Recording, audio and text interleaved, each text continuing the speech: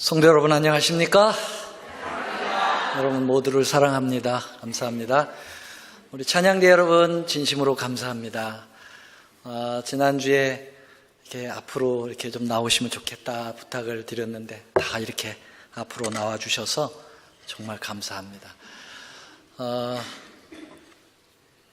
예배는 처음부터 끝까지 함께 드리는 것이 참 좋겠다고 생각이 돼서 이렇게 제안을 드렸는데 같이 해주셔서 너무 고맙습니다. 오늘은 서로 사랑하라 라는 제목으로 말씀을 드리려고 하는데요.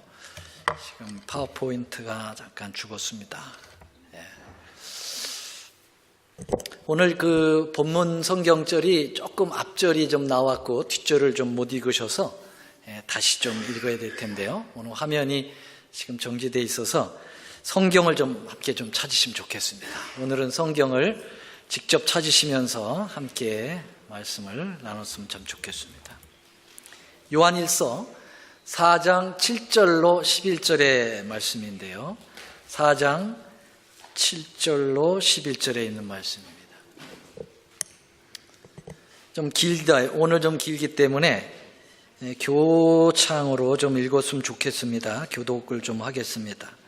우리 레디 퍼스트 여성분들이 먼저 좀 읽어주시고 남성분들이 짝수절을 읽어주시고 그리고 맨 마지막 11절은 우리 함께 좀 읽었으면 좋겠습니다. 여성분들 사랑하는 자들아 시작. 사랑하는 자들아 우리가 서로 사랑하자. 사랑은 하나님께 속한 것이니 사랑하는 자마다 하나님께로 나서 하나님을 알고 사랑하지 아니하는 자는 하나님을 알지 못하나니 이는 하나님은 사랑이심이라. 하나님의 사랑이 우리에게 이렇게 나타난 바 되었으니 하나님이 자기의 독생자를 세상에 보내심은 저로 말미암아 우리를 살리려 하심이니라.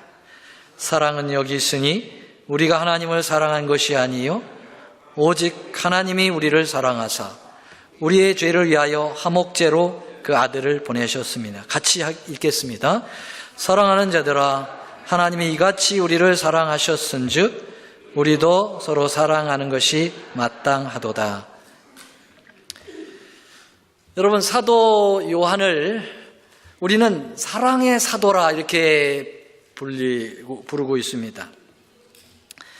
예수님의 그 제자 중에 누구보다도 사랑을 많이 말한 사람이죠. 본인이 기록한 성경절을 보면은 그 사도 요한은 자기를 가리켜서 주님이 사랑하는 제자다 그렇게 자기를 호칭했어요. 그래서 성경절 여러 곳에서 사복음서 중에서 이제 요한이 기록한 요한복음에서 그렇게 이야기를 했는데요. 요한복음 13장 23절에 보면은 예수의 제자 중 하나 곧 그의 사랑하시는 자가 예수 품에 의지하여 누웠는지라. 그래서 자기를 가리켜서 예수님의 사랑하시는 제자다 그렇게 얘기했고요. 그 다음에 요한복음 19장 26절에도 예수께서 그 모친과 사랑하시는 제자가 곁에 섰는 것을 보시고 그랬어요. 이건 십자가에서 있었던 일이죠. 예수님이 십자가에 달리셨을 때 마지막 그 어머니를 부탁하고 싶었지 않습니까? 그 마리아, 육신적인 어머니 마리아를 그때 누구에게 부탁을 했습니까? 사도 요한에게 부탁을 했죠. 근데 그 표현을 요한이 기록을 하면서 그 모친과 사랑하시는 제자가 곁에 있었더라 그렇게 얘기를 했어요. 자, 요한복음 21장 7절에 보면은 예수의 사랑하시는 그 제자가 베드로에게 이르되 주시라. 그래서 사도 요한은 예수님의 사랑을 많이 예수님에게 특별히 사랑을 많이 받았는지는 잘 모르겠어요. 그냥 본인 생각에는 예수님에게 사랑을 많이 받았다 이렇게 확신을 하면서 자신을 사랑하시는 제자다 그렇게 이야기를 했어요. 사도 요한은 예수님의 제자 중에서 가장 오랫동안 살아남아 있었던 제자죠. 그는 도미시안 황제 때 그 밤모섬으로 유배를 갔다가 하나님의 은혜로 다시 풀려납니다. 그래가지고 그 유배지에서 풀려나서 그 에베소라고 하는 곳에 오랫동안 머물면서 만년을 거기서 지냈죠. 거기서 목회를 했습니다. 그래서 거기서 죽었어요. 그래서 에베소에 가보니까 그분의 무덤이 거기 있더라고요. 그의 파란만장한 인생을 보내고 마지막으로 기록한 성경이 요한복음이고, 그리고 요한 1, 2, 3서가 인생 만년에 기록한 겁니다. 약 AD 100년 미만이죠. 그때 기록을 한 것입니다. 그는 인생을 결론 지으면서 그 오랜 세월 동안, 지금도 100살 살으면 굉장히 오래 산 건데 그때도 100살 대단히 오래 사신 거죠. 인생을 결론 지으면서 사용한 단어가 사랑이라 라고 하는 단어가 그의 대표적 단어가 된 겁니다. 사실 원래 여러분들이 아시다시피 이 사도 요한은 그 성격이 아주 불같고 매우 감정적이어서 사랑을 운운하기에는 좀 부족한 사람이었습니다. 예수님께서 이 요한과 야고보 이 형제에게 붙여준 별명 알죠? 무슨 별명이죠? 우레 아들, 보아너게. 우레라는 말은 이 천둥, 벼락 치는 거 아닙니까? 그러니까 성격이 얼마나 벼락 같았으면은요, 이 벼락의 아들들이다 그렇게 이야기를 했겠습니까? 그는 예수님과 함께 사마리아 지역에 이러던 사도 요한이 우리의 아들로 이렇게 불림을 받던 예수님조차도 너는 우리의 아들이야. 성격이 너무 급해. 좋다는 얘기입니까? 나쁘다는 얘기입니까? 별로 안 좋다는 얘기죠.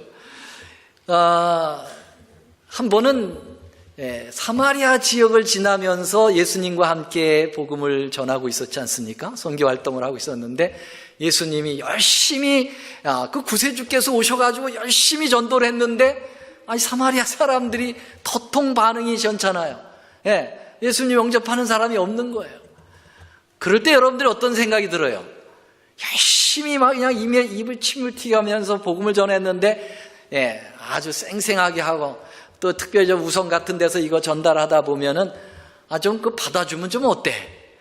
됐어요. 그리고 가는 사람 많아요, 안 많아요? 그럼 그 뒤통수에다가 뭐 하고 싶어요? 욕하고 싶어요. 솔직한 심정으로. 이거 참느냐고 얼마나 고생을 많이 했는지.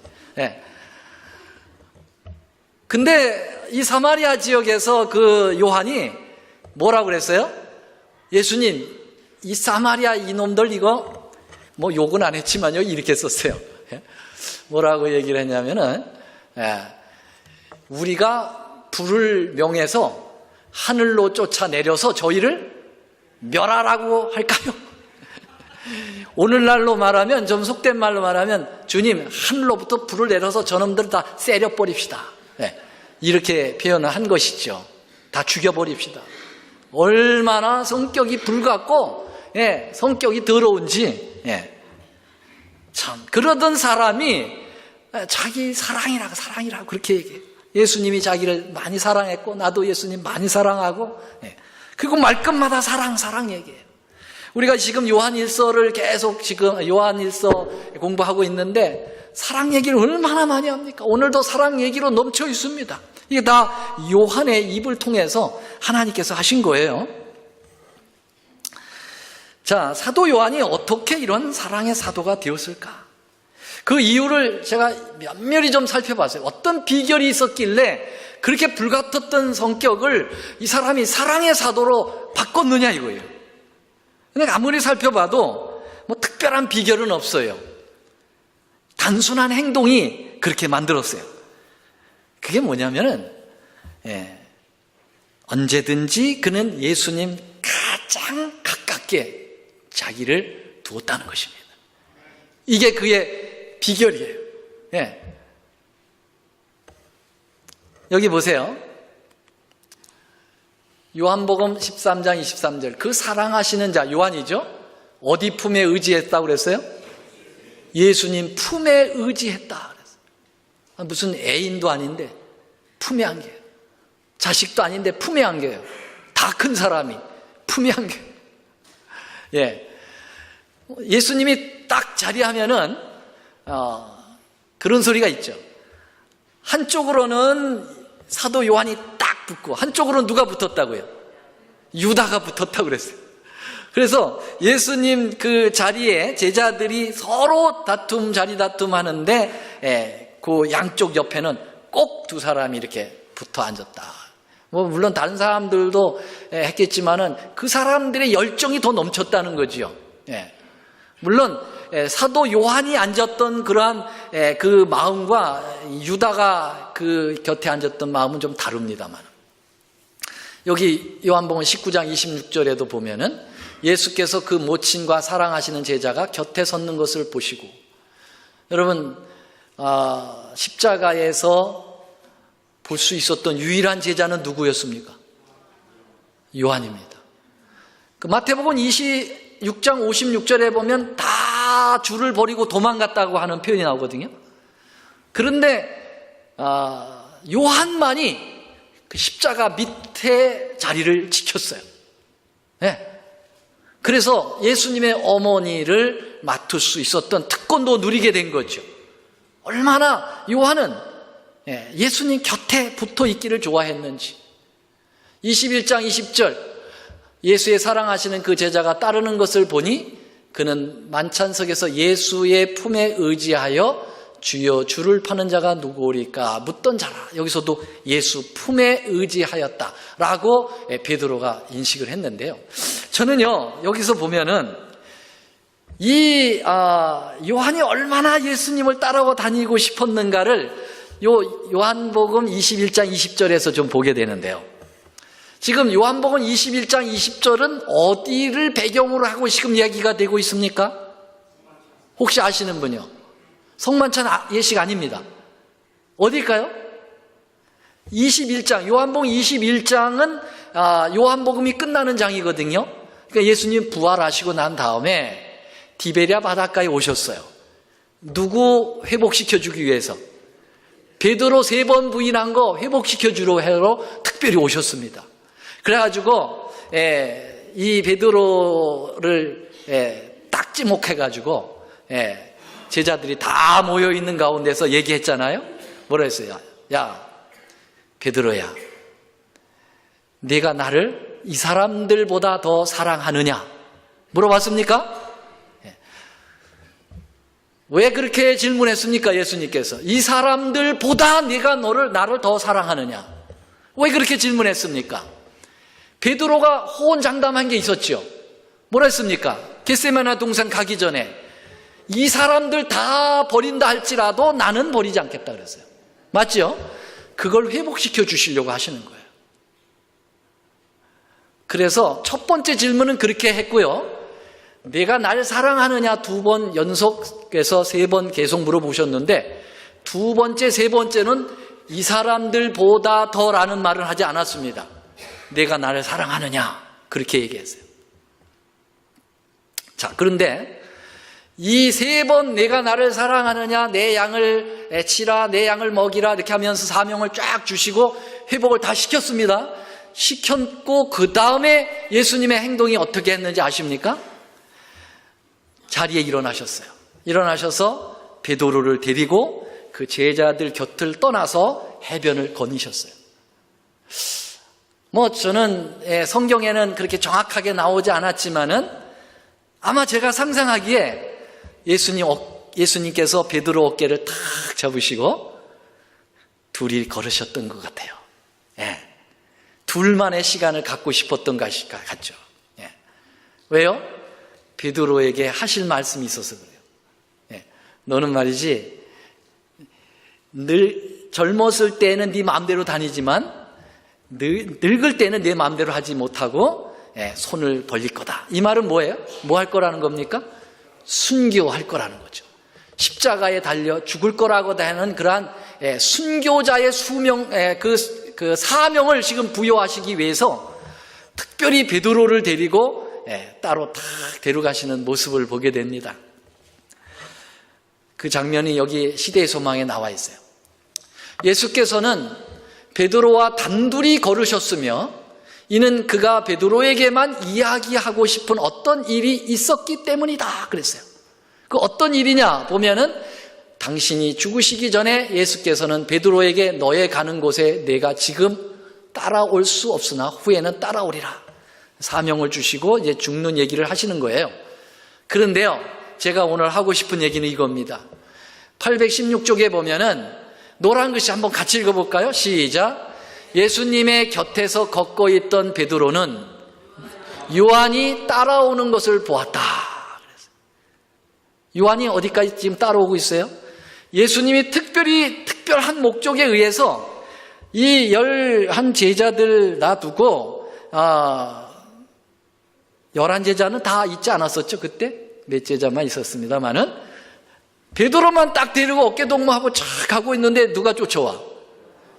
요한이 쫓아오는 거예요. 눈치도 없이. 예. 여러분, 요한이 왜 쫓아갔겠어요? 예수님 곁에 있고 싶으셨어요. 맞습니까?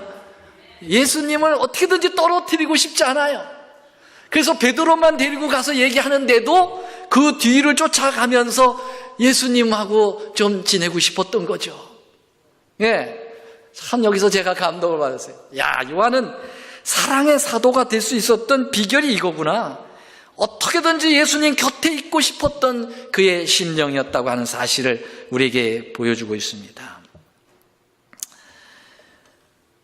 사랑의 하나님이신 예수님과 늘 동행하고 그분을 보고 그분의 말씀을 듣고 그분의 품에 안기다 보니까는 자동적으로 예수님의 사랑이 요한에게 묻어버린 겁니다. 맞습니까? 여러분, 우리가 어떤 무슨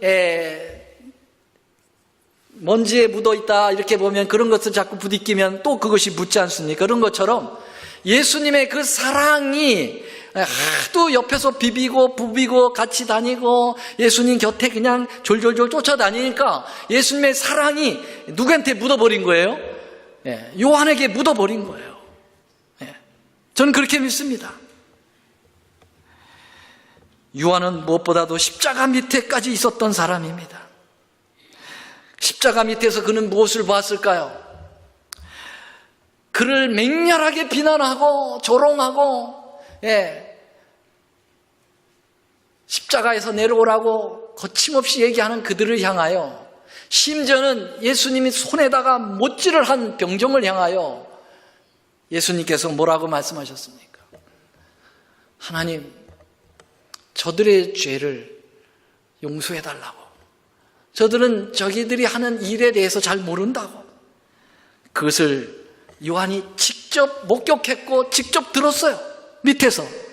하나님의 사랑이라는 것이 어떤 것인가를 그는 깨달은 거죠.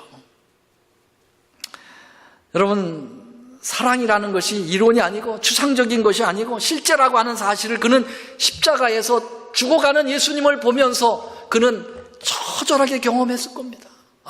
정말 사랑이라는 것이 저렇게 하나님이 죽는 거로구나.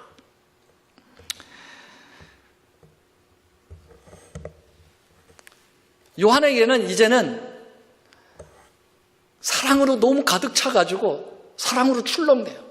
그래서 건들기만 해도 그냥 사랑이 나오는 것이라고 생각합니다. 그 19세기의 위대한 전도자 D.L. 무디가 뉴욕 콜라가를 지나가면 수많은 창녀들이 그 무디의 발걸음을 보고도, 그 걷는 모습을 보고도 회개했다고 하는 그런 얘기가 있어요. 그가 얼마나 거룩한지, 얼마나 하나님의 사랑이 물들어 있었던지, 그 걷는 모습이 너무나도 은혜가 있고 감동이 돼가지고 그 걷는 모습을 보고 회개를 했다, 그런 표현이 있어요. 참 그런 사람이 됐으면 얼마나 좋을까. 요한이 만년에 나이가 많아서 거동이 불편하여 에베소 교회에서 이제 목회를 할 때 말이죠, 연세가 100세가 거의 다 되니 말이죠, 제대로 걸음이나 걸을 수 있겠어요? 그런데도 안식일 날 강단에 모셔서 말씀을 증거하라고 하면 그 비틀거리는 몸을 혼자 갈 수 못하니까 그 제자들이 그를 부축해가지고 이렇게 강단에 세우면 이 떨리는 목소리로 이건 성경에 나오는 건 아니고 전승에 그런 얘기가 전해집니다. 사랑하는 자들아, 서로 사랑하라. 오늘 설교 끝. 그리고 내려가. 딱 한마디. 사랑하는 자들아, 서로 사랑하라. 그리고 내려간대요. 그런데도 백성들이 아멘 하고 그 말씀이 얼마나 감동적이었는지 일주일 살기에 넉넉한 말씀이었다는 거예요. 여러분, 단 한마디를 얘기했지만은 사실은 이 사도 요한의 전 100세 인생의 모두 함축된 그 질량의 설교가 나온 겁니다. 아멘? 여러분, 오늘 본문은 요한일서 4장 7절부터 제가 11절을 잡았는데요. 4장 7절부터 11절은 이 사랑은 하나님의 사랑에 초점이 맞춰 있지 않아요. 오늘 본문의 초점은 인간과 인간의 사랑에 초점이 맞춰져 있습니다. 여기 4장 7절 같이 7절만 읽어보겠습니다. 시작. 사랑하는 자들아, 우리가 서로 사랑하자. 사랑은 하나님께 속한 것이니 사랑하는 자마다 하나님께로 나서 하나님을 알고 그랬어요. 여기 보면 요한이 이 4장 7절에서부터 11절까지 하고 싶었던 것은 서로 사랑하자는 겁니다. 인간끼리 서로 사랑하자고 하는 것이 그의 골자였습니다. 이 사랑이라는 것은 이 세상에서 가장 좋은 것입니다. 가장 중요한 것이기도 하고요. 근데 여러분 어떻습니까? 상식적으로 가장 좋은 것은 가장 쉽게 얻을 수 있습니까? 어떻게 생각하세요? 여러분들이 좋다고 생각하는 건 쉽게 얻어요? 아니에요. 좋다고 생각하는 것은 쉽게 얻는 것보다 더 어렵게 얻는 것이 상식적이에요. 굉장히 어렵습니다.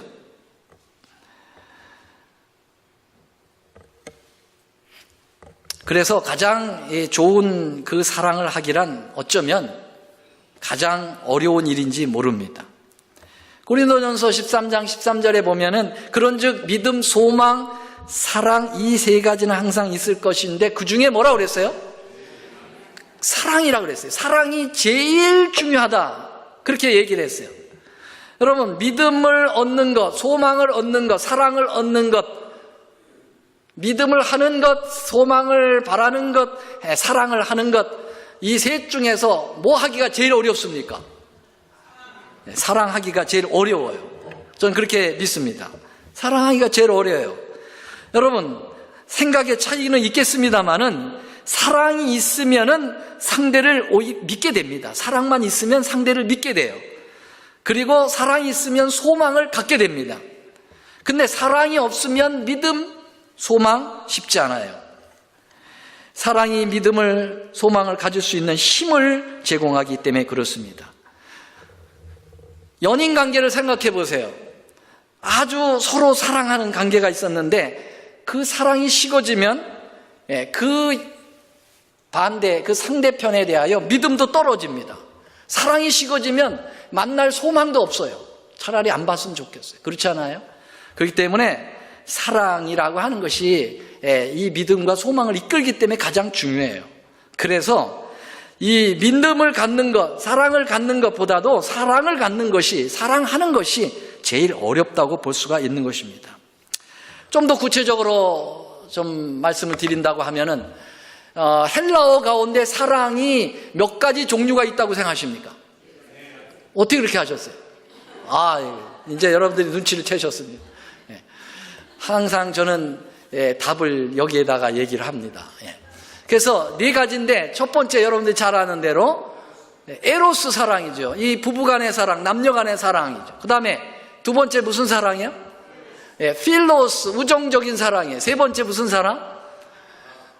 아가페 전에 또 인간 사랑이 있어요. 이제 스토로게라는 말은 처음 들어보셨겠어요. 스토로게라는 사랑은 형제적 사랑을 스토로게라고 얘기한다고 그래요. 그 다음에 아가페 사랑. 그렇죠? 이 세 가지, 위의 세 가지는 인간과 인간의 사랑의 이제 표현들 가운데 종류고요. 아가페 사랑은 하나님이 인간을 사랑하는 가장 절대적인 사랑이죠. 가장 중요한 사랑이죠. 무조건적인 사랑이죠. 그런데 여러분, 오늘 요한일서 4장 7절로 11절에 나오는 사랑, 사랑, 사랑, 이 모든 게 말이죠, 다 뭐로 돼 있을까요? 아가페로 돼 있어요. 성경 한번 원문을 찾아보시면은 다 서로 사랑하자 할 때도 아가페 사랑을 하자고 그랬지, 필로스, 에로스, 스토로게를 얘기하지 않았어요. 다 아가페 사랑, 하나님이 너희들을 사랑하는 것처럼 너희들도 서로 그렇게 아가페적으로 사랑하라, 그렇게 돼 있어요. 그러니까 사랑하기가 제일 어려운 거예요. 무조건적으로 사랑할 수 있습니까? 어떻게 그렇게 생각하기 쉬워요? 여러분, 그렇게 서로 사랑하다가 말 한마디만 섭섭하게 하면 싹 사랑이 사라져요. 그렇지 않습니까? 무조건 사랑, 그게 잘 안 됩니다. 저희 집 바다가 있잖아요. 바다가 뭐예요? 앵무새. 이놈이 얼마나 사랑스러운지 말도 못해요. 너무 재롱 필 때는 말도 못해요. 손자가 없어가지고 걔한테 다 우리가 정을 쏟는데, 그런데 이놈이 어느 날 갑자기 그냥 탁 변해가지고 탁 쫀단 말이에요. 한번 쪼임을 당하면 사랑이고 뭐고 아무것도 없어. 그냥 두들겨 패고 싶어. 무조건 사랑 잘 안 됩니다. 그거 쉬운 거 아니에요? 결코 쉬운 거 아닙니다. 그러니까 사랑하기가 제일 어려워요, 사실은요. 2차 세계대전이 끝나가던 어느 날 한 근사한 주택에 전화벨이 울렸습니다. 이 수화기를 든 여인은, 어머니 안녕하세요, 저 이제 집으로 가요.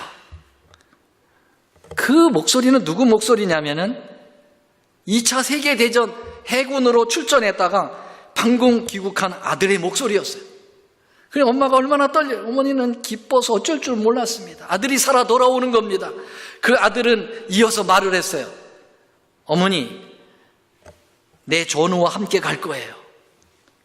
그 친구는 아주 심하게 다쳤어요. 눈이 한쪽밖에 없고 팔과 다리도 한쪽밖에 없어요. 집도 없어요. 우리 집에서 같이 살게 해주시겠죠? 그렇게 물었어요. 그랬더니 어머니는, 그래, 물론 네 친구가 우리 집에 얼마 동안 있어도 좋지, 이렇게 말했습니다. 아니 어머니, 이해를 못 하시는군요. 우리와 항상 같이 사는 것을 저는 말하고 있는 거예요. 어머니는 또 말했어요. 그럼 좋아, 1년간 같이 살도록 노력해보자. 그랬더니 그 아들이 이렇게 얘기했어요. 그렇지만 어머니, 나는 이 친구와 항상 같이 살고 싶은 거예요. 그는 아주 보기 흉해요. 눈 한쪽, 팔 한쪽, 그리고 다리 한쪽뿐이라 누구도 돌봐줄 사람이 없거든요. 어머니는 초조해졌습니다. 얘야, 넌 전쟁 후에 너무 감상적이 되어버렸구나. 네 친구는 결국 우리에게 짐이 될 거야. 그 얘기가 딱 끝나자 전화가 짤까닥 끊겼습니다. 다음 날 그 부모는 전보를 받았습니다. 아들이 호텔 12층에서 뛰어내려 자살했다는 전보를 받았습니다. 얼마 후 시체가 집으로 후송되어서 부모가 관을 열고 아들의 시체를 보았습니다. 그 아들의 시체는 눈과 팔과 그리고 다리가 각각 하나뿐이었습니다. 무너지는 아픔이 그를 통곡하게 했지만 이미 지나간 얘기입니다. 거부감을 두려워하는 아들은 어머니가 자신을 받아줄 것인지 안 줄 것인지를 전화로 그렇게 테스트를 했던 겁니다. 여러분, 조건적으로 사랑하는 것 쉬워요. 그러나 무조건적으로 사랑하는 거 어렵습니다. 쉽지 않아요. 그렇지만 이 아가페의 사랑이 인과관계에서 없으면 하나님을 사랑한다는 말은 거짓말이라고 주님은 말씀하고 계십니다. 역시 여기도 아가페를 사용했습니다. 누구든지 하나님을 사랑하노라 하고 그 형제를 미워하면 이는 거짓말하는 것이다, 그렇게 얘기했습니다. 이제 우리는 딜레마에 빠질 수밖에 없어요, 이 시점에서. 왜냐하면 가장 인간이 하기 어려운 것이 사랑인데 그 사랑이 없으면 하나님 사랑하는 것이 아니라고 하니까 어떻게 하면 좋을까요? 그런데 사도 요한은 이 문제를 해결해 주는 힌트를 우리에게 던져주고 있습니다. 그렇게 할 수 있다는 겁니다. 불가능한 게 아니라는 것입니다. 여기 4장 7절 우리가 서로 사랑하자 그렇게 권면한 다음에 사랑은 누구에게 속한 것이라고요? 하나님께 속한 것이다 그랬어요. 하나님께 속한 것이기 때문에 그 하나님을 우리가 알고 하나님과 함께하면 그 사랑을 배우게 되고 그 배운 사랑을 나누면 된다고 그렇게 얘기하는 것입니다. 여러분 그것은 이론으로 얘기하는 겁니까? 아니면은 사도 요한이 경험을 통해서 얘기한 겁니까? 아까 말씀드렸잖아요. 그가 하나님을 얼마나 붙어 다녔는지, 얼마나 찰싹 붙어 다녔는지, 그래서 하나님의 사랑을 그가 배우게 됐다고 하는 사실입니다. 그래서 하나님께 속한 그 사랑을 우리가 배우면 되는 겁니다. 그 사랑을 우리가 전염받으면 되는 것입니다. 그래서 주님은 이 사도 요한은 그 주님이 속한 그 사랑을 우리가 어떻게 해야 되느냐? 먼저 하나님을 알라 그렇게 얘기했어요. 여기 보니까 하나님을 알고 사랑하지 않으냐 하는 자는 하나님을 알지 못하나니. 그러니까 제일 중요한 것은 여러분 이 아가페적 사랑을 하려면 하나님을 알아야 된다 그렇게 얘기했어요. 제가 어느 날 그때 한번 설교 중에 이 안다라고 하는 것을 말씀드렸는데 헬라어의 안다가 두 가지가 있습니다. 하나는 오이다가 있고 하나는 기노스코가 있습니다. 오이다는 어떤 알미냐면은 본능적인 암을 얘기합니다. 그리고 하나님이 전지적인 능력으로 아는 것을 오이다라고 얘기합니다. 아이가 갓 태어나가지고 엄마의 젖을 빨 줄을 알아요 몰라요? 가르쳐줬어요 안 가르쳐줬어요? 안 가르쳐줬는데도 지가 알아. 그렇게 아는 게 바로 오이다입니다. 그런데 기노스코라고 하는 알은 어떤 알미냐면 그 알은 한번 경험하고 체험해가지고 체험적으로 아는 것입니다. 그것을 여러분 사도 요한은 요한복음 17장 3절에 뭐라고 그랬냐면 영생은 유일하신 참 하나님과 그의 보내신 자 예수 그리스도를 아는 것이다 그렇게 얘기했어요. 여러분 이 안다라는 것은 본능으로 아는 게 아니라 체험하고 경험해서 아는 건데요, 여러분 그 알면 어느 정도의 깊은 둘 간의 경험과 체험을 얘기하는가? 마태복음 1장 25절 마리아가 예수님을 탄생시키기 전까지 요셉과 동침하지 아니하더라 할 때 그 동침이 기노스코로 되어 있어요. 요한복음 1장 34절 가브리엘 천사가 와서 이 마리아에게 내가 아들을 낳을 거다. 화들짝 놀래가지고 처녀가 한 번도 남자와의 성관계를 갖지 않은 이 동정녀 마리아가 화들짝 놀래가지고 아니 어찌 그런 일이 있을 수 있습니까? 내가 아직 사내를 알지 못하는데. 거기서 사내를 알다가 뭐로 돼 있다고요? 기노스코로 돼 있어요. 내가 사내와 성적 관계를 동침하지 않았는데 어떻게 아기가 생길 수 있습니까? 여러분 그만큼 예수를 안다라고 하는 것, 하나님을 안다고 하는 여기 기노스코로 되어 있거든요. 이 기노스코는 하나님과 우리 관계가 서로 부부 관계처럼 그렇게 아는 것을 이야기하는 것입니다. 여러분 그렇게 알려면 붙어 다녀야죠. 그렇지요? 그러니까 요한이 붙어 다닌 거 아닙니까? 아 놀라운 일. 여러분 오늘날 우리는 어떻게 예수님을 붙어 다닙니까? 승천에 올라가셨는데 말씀입니다. 말씀이 뭐가 돼요? 육신이 되어 우리 가운데 거하심에 여러분 우리가 하나님의 말씀을 깊이 상고하고 묵상하고 말씀대로 살면 예수님을 쫓아다니는 거예요. 그렇습니까? 안 그렇습니까? 예수님을 터치하는 거예요. 만지는 거예요. 여러분 그렇게 될 때 뭐가 올라오냐면 사랑이 올라오는 거예요. 사랑이. 무슨 사랑? 무슨 사랑? 아가페적 사랑이 올라오는 거예요. 그 치정스러운 에로스 사랑이 아니요. 여러분 아가페 사랑이 올라오는 것입니다. 요한은 이걸 경험한 거예요. 우리에게 이것을 가르쳐 주는 거지요. 참 뜨거운 거예요. 9절 한번 보겠습니다. 9절 한번 다 같이 읽어보겠습니다. 시작. 하나님의 사랑이 우리에게 이렇게 나타난 바 되었으니 하나님이 자기의 독생자를 세상에 보내시면. 이 사도 요한이 그 하나님의 사랑이라고 하는 것이 어떤 사랑이냐, 이걸 이제 구체화하고 있어요. 어떤 사랑이냐? 독생자를 죄인을 위해서 주신 그 사랑이다, 그렇게 얘기하고 있어요. 요한복음 3장 16절 하나님이 세상을 이처럼 사랑하사.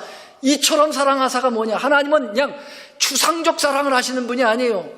본능, 그 아주 본질적인 사랑, 실제적인 사랑을 하시는 분이에요. 이처럼. 그게 뭐냐면 독생자를 주셨다는 거예요. 독생자를 주셨다는 것은 십자가에 아들을 죽이셨다는 것입니다. 여러분, 이런 사랑보다 더 큰 사랑이 어디 있어요? 여러분, 이 세상에 존재하는 어떤 종교도 여러분, 신이 인간을 위해서 죽는 건 없어요. 그래, 안 그래요? 여러분, 심청이 인당수에 왜 빠져 죽었어요? 공양이 300석 때문에 빠져 죽었잖아요. 300석, 아버지 눈뜨게 해주려고. 예? 300석을 내야 그 신은 300석을 요구하는 거예요. 그런데 더 기가 막힌 것은 300석을 낼 돈이 없으니까 이 심청이가 어디 가서 빠져 죽은 거예요? 임당수에 왜 빠져 죽어? 돈 벌려고. 누가? 중국 장사들이 자기들이 믿는 용왕신에게 처녀를 바치는 거예요. 그래야 폭풍을 안 일으킨다고 생각을 하는 거예요. 신을 달래주기 위해서 처녀를 죽이는 거죠. 이게 잡신들의 할 짓들이에요. 잡신들은 다 인간이 가서 죽기를 원하는 거예요. 자기를 위해서 죽어달라는 거죠. 여러분, 봉독사의 종소리, 무슨 종소리예요? 에밀레레 하는 종소리잖아. 에밀레종. 그게 왜 그렇게 감동 있는 종소리가 됐다고 그래요? 그 종 만드는 사람이 아무리 주조를 해도 종이 감동 있는 소리가 안 나와. 그래서 어느 날 꿈을 꾸는데 내 아이를 바쳐라. 그래가지고 그 아이를 갖다가 뜨거운 그 놋새 물에다가 집어넣어가지고 만들었더니 에밀레레 해가지고 그 소리가 아주 은혜롭게 들렸다. 이게 뭐냐 이거예요. 인간을 위해서, 신을 위해서 인간을 죽이는 겁니다. 이게 세상의 잡신들이에요. 그런데 여러분, 우리 하나님은 우리를 위해서 신이 죽은 거 아닙니까? 이 세상에 그런 신이 어디 있어요? 그것을 얘기하고 있는 거예요. 그 무조건적인 사랑이 바로 우리가 믿는 하나님의 사랑이다. 이 사랑을 깨달으면 여러분, 우리도 그렇게 사랑할 수 있는 것이죠. 여러분, 이것을 그는 십자가 밑에서 직접 목격을 하게 되는 것입니다. 그래서 예수님께서 그런 표현을 하신 거죠. 그래서 십계명 가운데도 이렇게 얘기한 거예요. 하나님을 사랑하라. 그리고 내 이웃을 사랑하라. 이게 온 율법의 강령이다. 서로 사랑을 하라고 하는 것을 이야기합니다. 내가 너희들 사랑한 것처럼 너희도 너희들 서로 간에 그렇게 사랑하라. 참, 그런데요, 이 서로 사랑하는 것, 이게 사실은 굉장히 중요한 것입니다. 사도 요한이 지금 여기서 서로 사랑하는 것을 지금 계속 강조하고 있는데요, 우리는 서로 사랑하는 것부터 해야 합니다. 교회를 섬기는 모든 일, 안식일을 지키는 것, 재림을 기다리는 것, 11일금과 헌금 생활하는 것, 사회 봉사하는 것, 선교 사역하는 것 이전에 사람을 사랑하는 것부터 해야 합니다. 믿으십니까? 사람을 사랑하는 것이 되면 방금 전 열거된 모든 일들은 자연적으로 해결이 됩니다. 근데 사람 사랑하지 않는 마음으로 안식일 지켜보세요. 제대로 되나 그게? 사람 사랑하지 않는 가운데서 11금, 여러분 재림, 사실은 공허한 메아리에 지나지 않습니다. 한번 생각해 보세요. 우리 주님은 다 이런 것들을 서로 사랑하는 기조 위에다가 올려놓으셨다고 하는 사실을 알게 됩니다. 안식일 계명을 한번 생각해 보시죠. 안식일을 기억하여 거룩히 지키라. 너만 잘 지키라는 게 아니에요. 너나 내 아들이나 내 딸이나 내 남종이나 내 여종이나 내 육축이나 내 문 안에 유하는 개까지라도. 이게 뭐예요? 사람을 뭐 하라는 겁니까? 사랑하라는 거죠. 심지어는 손님까지라도, 심지어는 네 주위에 있는 가축까지라도 사랑하라는 거예요. 예. 그런 마음을 가지고 안식일을 지키라는 것입니다. 예. 이런 거 없이 안식일을 지키면 율법주의자가 이런 것이 되는 것이죠. 그래서 서로 사랑하라고 하는 것이 모든 율법의 기조에 깔려 있습니다. 재림을 기다리는 것도 마찬가지예요. 여러분, 주님이 재림을 혼자 기다리라고 그랬어요? 함께 기다리라고 그랬어요? 함께 기다리라고 그랬어요. 여러분, 시편 133편에 보면은 영생은 형제가 함께 동거함이라고 하는 것을 전제로 하는 것입니다. 여기 히브리 10장 24절 25절 함께 읽어보겠습니다. 시작. 서로 돌아보아 사랑과 선행을 격려하며. 그랬어요.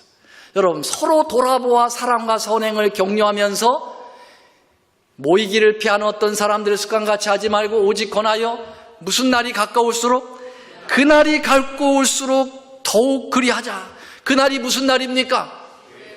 재림입니다. 여러분, 재림이 가까우면 가까울수록 서로 돌아보고 서로 사랑하는 마음을 가지고 재림을 기다리라는 거예요. 그게 중요하다는 하는 사실입니다.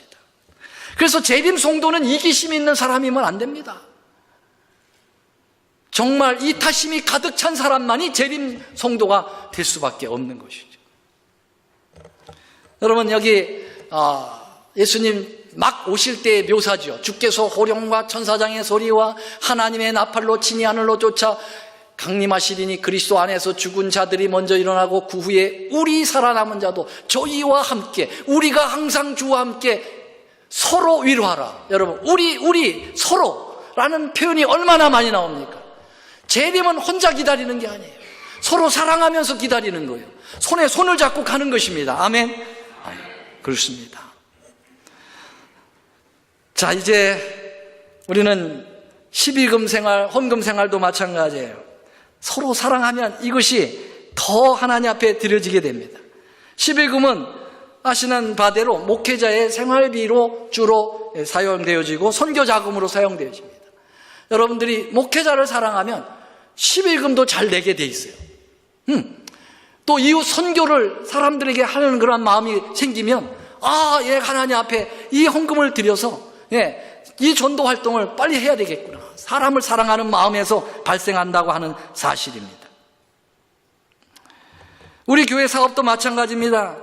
비전 2020 행복한 삶, 우리 서로 사랑하는 가운데서 행복이 나옵니다. 다목적간 건립, 이것도 무슨 목적입니까?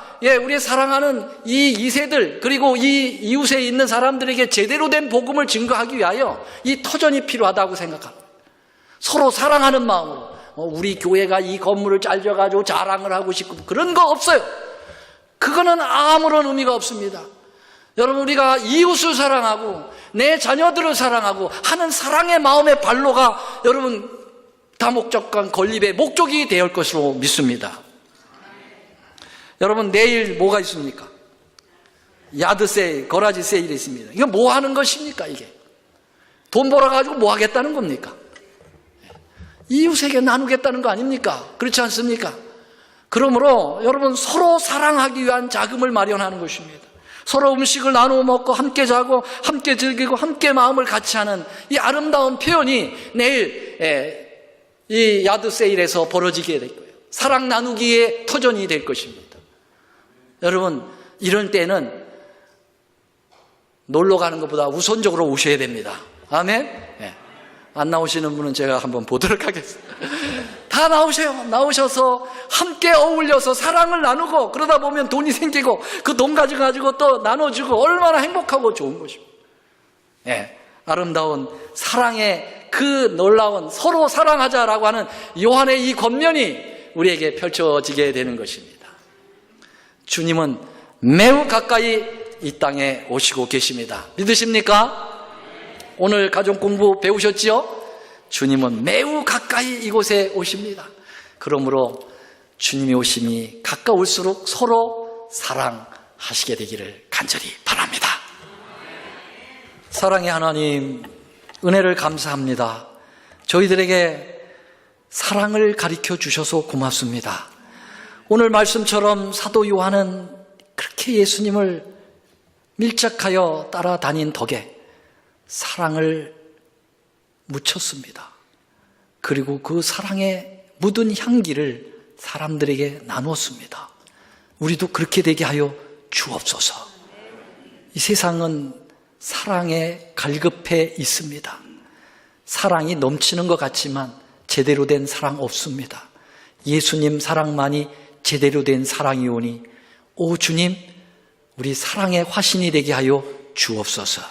이제는 우리 하나님의 크신 사랑과 예수 그리스도의 놀라우신 은혜와 성령님의 감화 교통하심이 우리 사랑을 실천하고 싶어하는 하나님의 귀한 이 백성들 위에 이제로부터 영원히 함께하옵시기를 예수님의 이름으로 간절히 축원하옵나이다. 아멘.